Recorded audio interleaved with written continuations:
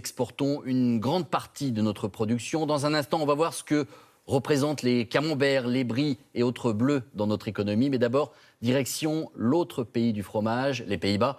Ils n'ont pas autant de variétés que nous. En revanche, ils en exportent davantage. C'est un reportage à Alkmaar de Valérie Lerouge et de Stéphane Schomer.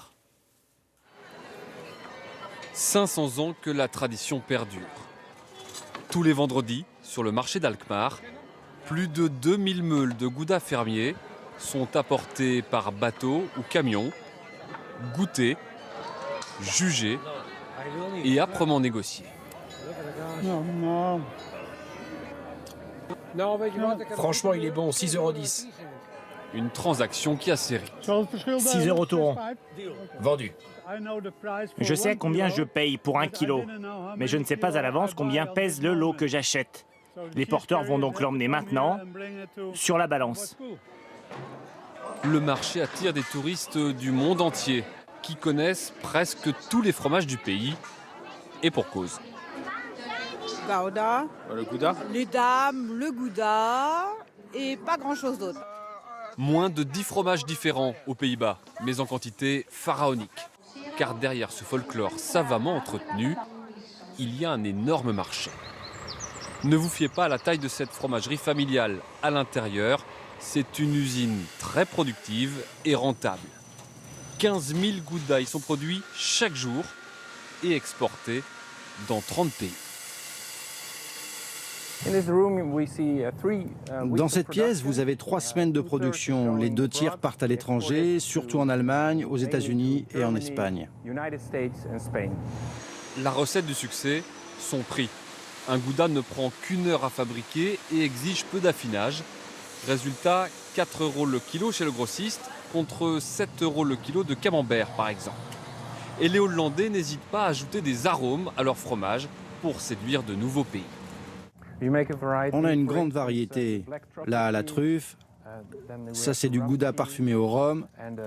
Et là, au pesto vert, c'est très populaire, surtout en Italie.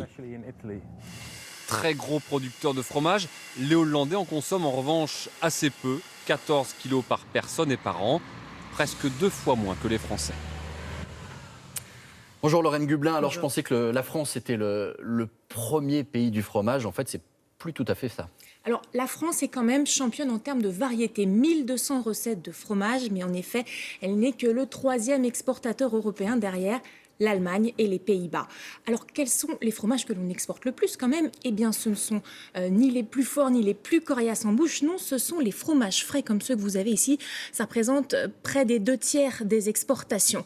Ensuite viennent les pâtes molles, comme le brie et le camembert, puis les pâtes pressées, dont les mentales. En fait, les moins exportées, ce sont les pâtes persillées, comme ceux que vous avez là. Un petit peu plus fort. Qui sont les premiers acheteurs de nos fromages? Alors, plus de 80% des fromages exportés sont vendus au sein de l'Union européenne et les premiers acheteurs, ce sont les Allemands. Ils adorent nos pâtes molles. Autres très gros consommateurs, le Royaume-Uni et la Belgique, qui, eux, préfèrent les fromages moins affinés.